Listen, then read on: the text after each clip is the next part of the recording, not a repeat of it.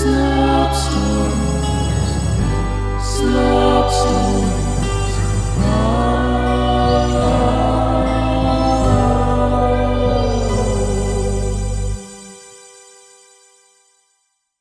Slop Stories presents Deserted by Kenzie Campbell. The world was many different shades of red and orange, or so it always seemed in Jasper's Haven. Located in the deepest butthole part of Texas, Jasper's Haven, or Jasper as the locals call it, was a treeless desert with a 10-mile radius sitting 5,000 feet below sea level. The town was so unremarkable and useless that it didn't appear on any map, nor did the town sign even boast its population count of 39, much to the residents' brainless indifference. A single road of desert sand connected Jasper to the outside world, though it was seldom used. No one ever visited for lack of a reason, nor did anyone leave for lack of a brain. That and the fact that most of the residents had been born with double clubfoot from generations of incestuous breeding, and were therefore unable to walk more than 3 or 4 feet without assistance. And if they weren't born with clubfoot, they likely were born with legs that were pinched off at the knees like soft clay, and had to drag themselves in the dirt with nothing but their arms any time they wished to go anywhere. All this because of some thieves that came in the night by silent jet and stole all of the town's wheelchairs a few years back for an unknown reason. Running parallel to the road was a river that served as Jasper's sole source of drinking water. Although unknown by the residents, this river actually originated at a nuclear power plant outside town and contained dangerous amounts of toxic chemicals, not to mention the runoff from other businesses' septic tanks that flowed straight into the same river. By the time the water would reach Jasper, it really couldn't be identified as water at all. Rather, it'd be thick, discoloured, and the taste would be indescribably vile. But to these sand-minded creatures it was, in its purest, most satisfying and delectable form, simply water.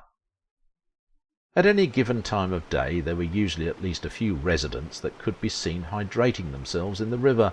It would actually be quite a spectacle if viewed from an outsider.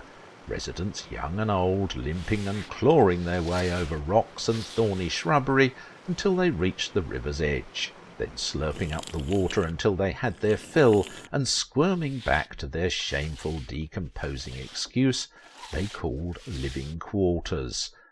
The image resembled that of a bale of baby sea turtles making their way to the ocean for the first time, only the scene in Jasper was unsightly and deranged. The night was sweltering hot as usual when Cynthia brought out her big black cauldron and began preparing her water with cabbage and chickpea soup. After bringing the water to a boil, she looked over at her furry friend, who was staring back at her, motionless, with those laser-red eyes. In thinking about it, she wasn't sure if the rabbit had moved even an inch since she found it. It certainly hadn't eaten anything. Cynthia walked toward it, took it into her arms, and brought it to the kitchen. "You're not going to like this," she stated darkly as she removed the sharpest knife from the knife block. After giving the blade a good look, she raised it high and repositioned the rabbit in one arm. Slice! Screams! Slice! Screams! "No, no, please don't kill me. I'm just an innocent little baby cabbage head," Cynthia pleaded, playing the role of the vegetable she'd just cut into thirds.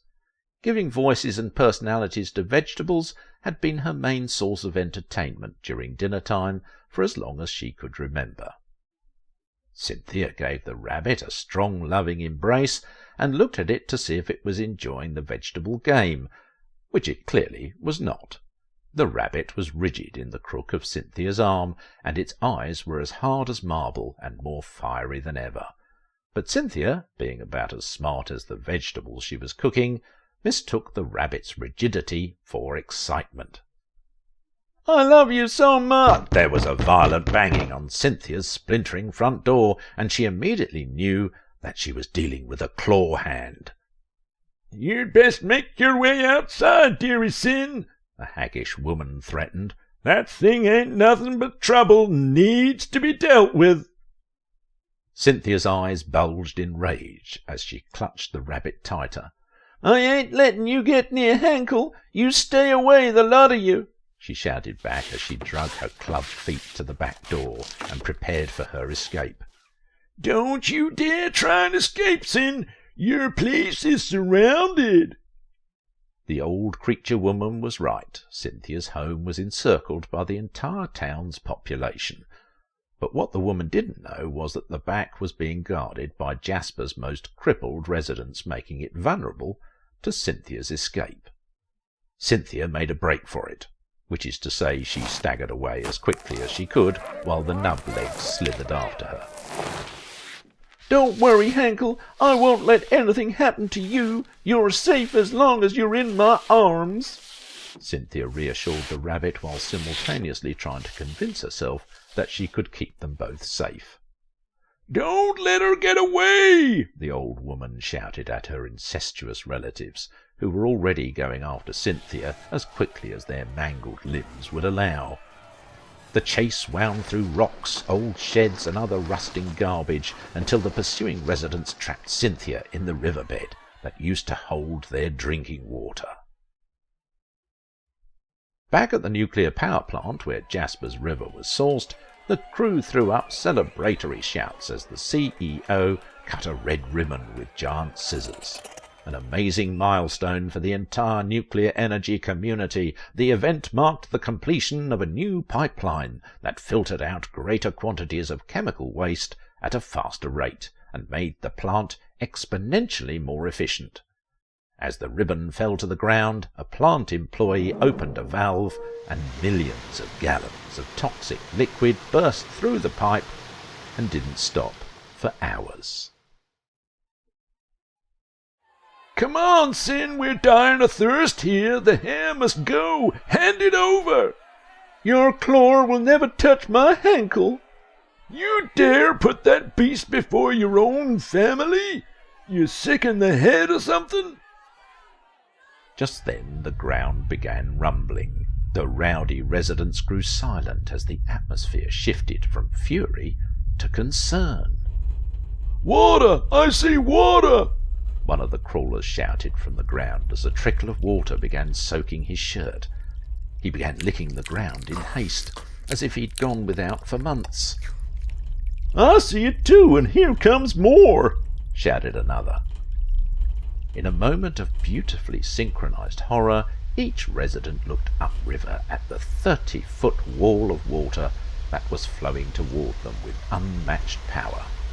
Cynthia, in the abundance of love she had for the rabbit, threw it to safety just in time, and everyone began scurrying like field mice, trying to get out of the riverbed. But the water was too quick, too forceful. It swept up each resident without exception and carried them down river to a dark place where no one had ever ventured. A high concentration of poison soaked into the skin of each resident before dropping them into desert depths, tens of thousands of feet below sea level.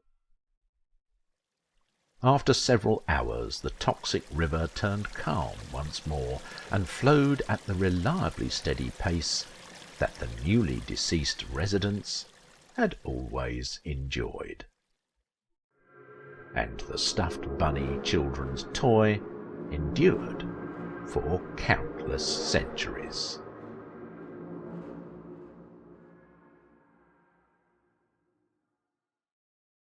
Thank you for listening. I've been your flattering narrator, Simon Hensby. And now for today's memoir of misery. No. Janelle did her best to quietly open the enormous bag of M&Ms in the movie theatre, but it was all in vain. In an instant, the small tear she'd managed split the entire bag open, releasing its contents to cascade down the theatre floor and causing a noise so disruptive to the audience that some people left the theatre completely deaf. Unsurprisingly, the only news of Janelle after the cursed event was simply that she'd disappeared.